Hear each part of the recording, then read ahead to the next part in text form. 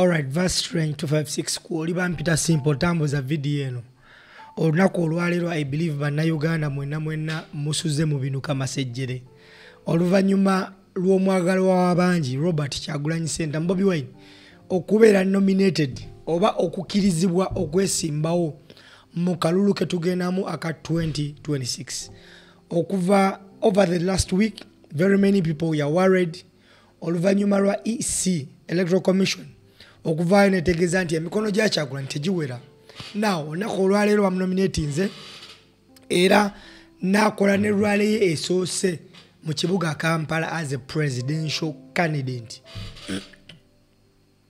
Rally ebaddeko abantu bangi amidst all the challenges. Bassebo ne bannyabo enkuba eyise nnyingi nnyo nga bw'okiwulira. Naye abantu bongedde kujja buzzi. Ekimu ku biraga nti abantu bamalirivu tewali kiyinza bayuuza. Wabula ekimu ku bintu ebisinza okushokinga bannayuganda olunaku olwaleero omukyala w'omukulembeze Babi Kyagulanyi Itungo ayogedde nga munnabyabufuzi. Barbara awereddwa akazindaalo. Omukulembeze amuwadde chance okwogerako eri eggwanga. Akutte omuzindaalo n'ayogera mu butuufu buli omu n'agamba yes. Ono ye first lady. Njagala owulirize speech ya Babi. Akonye ku nsonga nnyingi naye asinze nnyo okuggumiza ensonga y'abakyala abakakaalukana. Katuwulirize, subscribinga, sharinga, tapping a notification bell. Eno bagiyise verse strange, bampita simple. Kunga na tete kunga. Kunga Buganda kunga. Kunga Bugisu kunga. Kunga Ankole kunga. Kunga Gulu kunga. Kunga Lango kunga. People power. Our power. People power. NUP. Everywhere. Thank you.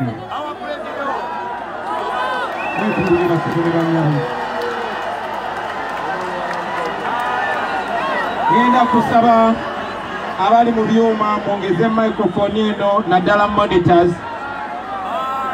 Buli kigambo kye twogera olwaleero tetulishuwa oba tunafuna omukisa okuddamu okyogera. So twagala mukiwulirize. Abalina amasimu mugateekeko, abasobola mugateeke ku live. Buli mukisa gwe tufuna okwogera nammwe bannayuganda twagala tugukozese.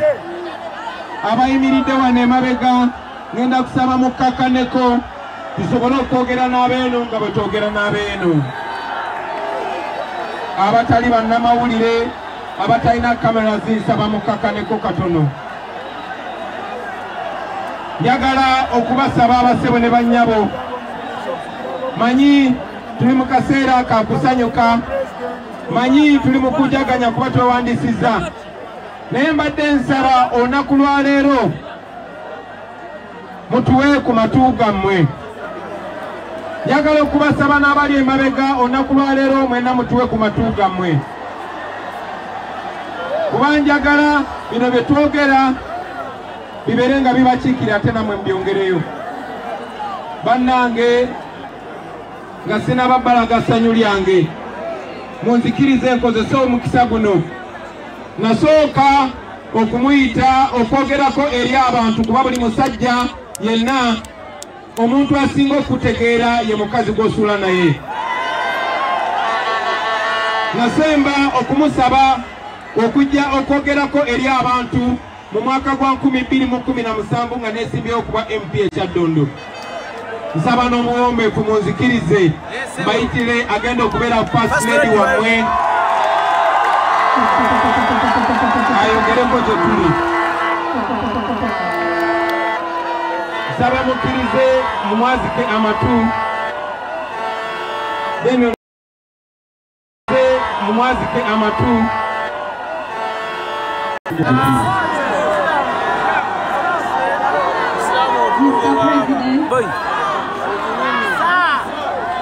Bannayuganda mwenna abakuŋŋaanidde wano olwaleero, assalamu alaikum warahmatullahi wabarakatuh. Wa alaikum salaam warahmatullahi wabarakatuh. Nsaba munzikirize ebigambo ebigambo byange mbyogere mu nnimi ssatu olwaleero buli omu ajja kulondako olulimi kibwasinga okutegeera olunaku lwaleero lwa byafaayo lwe lunaku lwe tugenda okulaba nga pulezidenti waffe addako ng'akuŋŋaanyizza abantu ab'enkanidde njagala okusooka sipiiki yange okwebaza abantu ba Buganda. Abantu ba Buganda mbeebaza okuzaala omwana ono amakula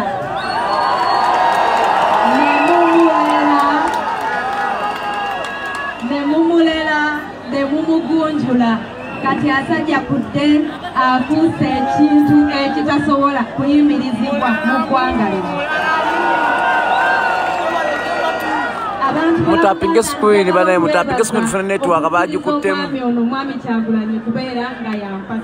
mutapinge screen ye basajja ali mu kwogera tapinge screen for network nemunjigiriza olulimi lwammwe nemunjigiriza ennono zammwe nemunjagala nja kubeebeza lubeerera abali emabega njagala kubabuulira nti olunaku tusharinge ate tufollowinge eno page bwe nali kadala k'ebyobufuzi ako nagamba abantu b'ekyaddondo nti Kyagulanyi Ssentamu kyakwatako kifuuka goloni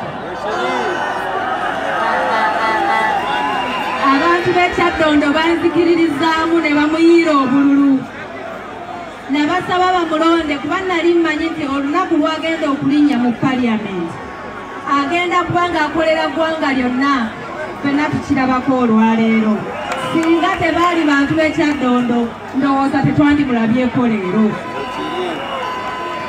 olwo olunaku nzijjukira nabagamba nti bwe banaamwesiga ekitundu kya Ddondo kijja kubanga kirina erinnya ddene nnyo ng'ensi yonna ekimanyi nkakasa tebalina bwe batamanyi kya Ddondo East mu Uganda muno n'enseeziddako nyimiridde wano okubasaba bannayuganda n'okuddamu ebigambo bye nayogera nga ndi kya Ddondo Mwami Kyagulanyi Ssentamu ke munaagezza ne mumuwa obululu ne mumulonda ku bwa pulezidenti agenda kunnyulula eggwanga lyaffe Uganda mu kinnya eky'enzikiza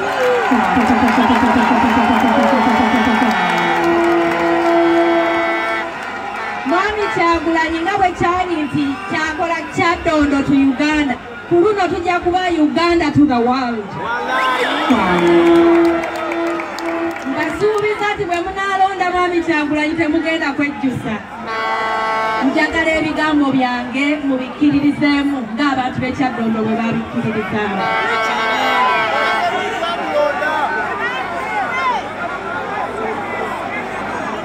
nsaba njogera mu Lunyankole abantu bankole banyanyazi barumuna banje banyamuzaale n'abanyamukago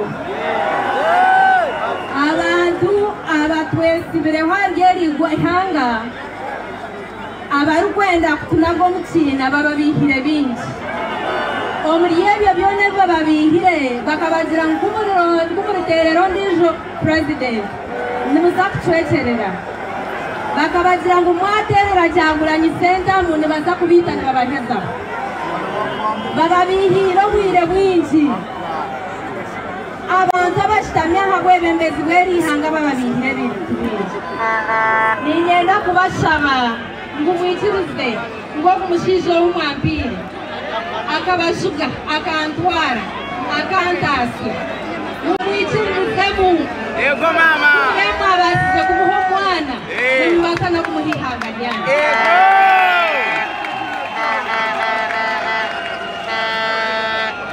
nebagamba ngu abantu bankole barije nebagira ngu imwe timwine busaasi abantu bankole twine obusaasi nk'abanyayuganda abandi boona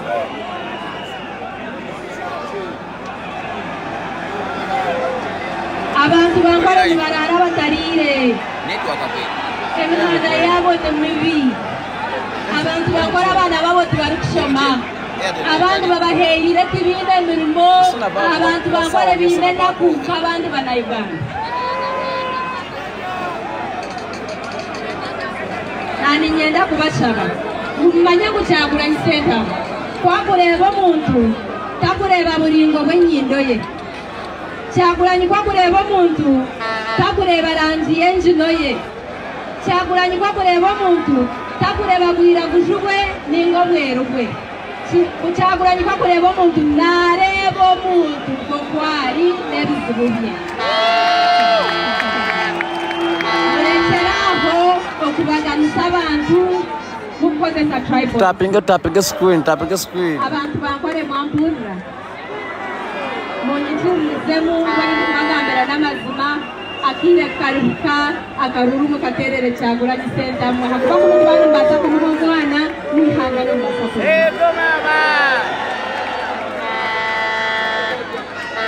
I want to conclude reading my part in English. Yes. Allow me to read it because I don't want to make any mistakes in grammar. All right. To the rest of the Ugandans here, through my charitable work with Caring Hearts Uganda, I have been to so many places in this country. I have seen girls who are victorious and who have no idea of what their future will look like. I have seen mothers carry their children, their babies on their backs to walk long distances to fetch water. I have seen people go to school and not get jobs. I have seen girls drop out of school. I have seen hunger. I have seen pain. I have seen desperation in every part of the country that I have gone to. That is why today I want to speak especially to the women of Uganda. Bw'obanga oli mukyala gwe bwe njogera naawe ku ssaawa eno abasajja musooke musirikeko. Ladies in this audience and out there, I want to speak to you today. I want to speak to especially the Kadamas in the eastern part of the Arabic world. The women who stay at home and do the work which is not appreciated. The professionals who are in offices who have to part with a lot to get a promotion. The maids who work for so long and are not paid enough. I want to tell you that today you will vote Kyagulanyi Ssentamu. He will listen to you. And because you make the biggest block of the vote, I ask you to vote for him. Because when you vote for Kyagulanyi, you are indirectly voting for a first lady. Yeah, all right. Yeah. In this election, you are not Tutapiga screen bannange. Yes. Ne kadata butaka kasete kadata kwe namba kweri kubayo. Data wagwako ngamba vira. Namuntu otekako.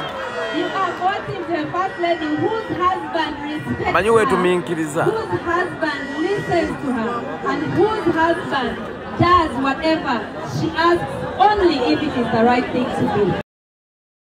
She asks only if it is the right thing to do.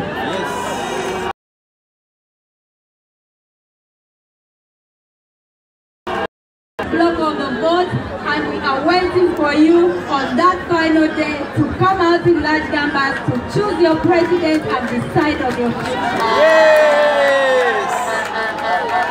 I thank you all for listening to me, and may God bless you.